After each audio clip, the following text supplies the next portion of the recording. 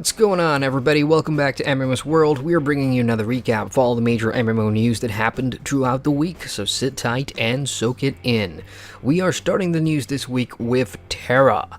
TERA is letting players take to the skies for new content with the Guardians of the Sky update. Beginning this month, a new type of open world missions will let players combat in the air to repel invading aliens. The update also reintroduces the Demon's Wheel dungeon as a temporary event, with a chance for players to earn special rewards each week and some ultra rare limited quantity lucky group rewards. So what's interesting here is that players will be able to fight in the skies above Arborea. Two new Guardian Legion missions give players a new perspective on the game's true action combat, which is pretty interesting to say the least. Players will test their mettle against alien forces, blowing attack drones out of the sky until they ultimately confront the mothership for the final showdown. So if you haven't checked this out yet, go ahead and play TERA. And for new players wondering, it is a free-to-play MMO, so hey, go check it out. Now, sticking with TERA somewhat, the creators of TERA, in addition to former developers from BioWare who worked on Star Wars The Old Republic and even the Dragon Age single-player RPG franchise, have announced a brand new third-person game at Gamescom this week, and it is called Breach. So what is Breach? Well, the setting takes place in modern Earth, and it has mythological Earth collide with fantasy elements in a new co-op action RPG experience. From what we've seen at Gamescom, it's going to have highly stylized cartoon art for your characters, so think of a Overwatch/Paladins mix with a few game modes in there, like versus mode where you can fight each other or team up to take down levels of different missions involving killing enemies and so on. Whether or not it will have a single player campaign remains to be seen, but you can already go to the website at playbreach.com and sign up for the alpha to get your hands on this new game.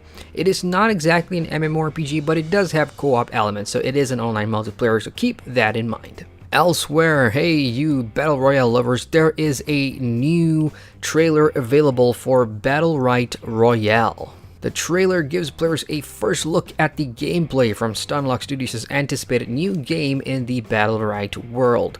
The game will launch on Steam Early Access as a standalone game this September, so it's completely separate from Battlerite. Beta signups are now open for a chance to take part in the closed beta testing. So in Battlerite Royale, players skydive from the back of a mysterious flying creature to land on Talon Island and begin exploring the lush and colorful surrounding. So if you've ever played any of the Battle Royale games, from Fortnite to PUBG to the countless others out there, you're going to be very familiar with the gameplay. It's all about scrounging for gear and equipment in the early game, and as this ring encloses around the map and gets smaller, players will congregate in an area where, last man standing wins. So what's going to be different here is that the signature Battlerite combat and input system will remain in the Battlerite Royale. So it's not exactly going to be a first-person shooter style Battle Royale, but think of it as a Battlerite game, which is also pretty interesting. And finally this week, we pay homage to one of the founders of the Battle Royale genre, and that is PUBG. Well, PUBG Mobile has surpassed 100 million downloads and counting. This milestone was reached within 4 months of being available, and this excludes China, Japan, and Korea.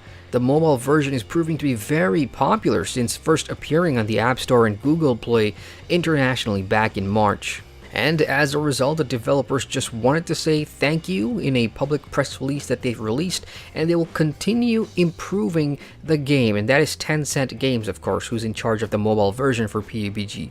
They'll continue adding new content and stuff to reflect the progress that the PC and console version of PUBG is ongoing. So expect to see more maps, more weapons, more outfits in the future. Oh, and before we forget, let's mention League of Angels 3. League of Angels 3 is the third installment in this series of web browser fantasy MMORPGs, and it's been out for a couple of weeks in open beta, and you can check it out right now for free. In League of Angels 3, you're sent back in time to prevent this ancient dragon from destroying the world, and you'll have to collect companions and legendary weapon shards to reforge them to take down this big baddie in a story that lasts multiple chapters. The game has pretty great graphics from our first impressions, and you can go watch that in our video, which we have up on our channel right now. And that wraps up our major MMO news recap for the week. For more MMO news as it happens, head on over to our website at MMOSWORLD.com. Don't forget to hit the like button and subscribe to the channel for more MMO content. As ever, I'm Adrian from MMOs World, signing out.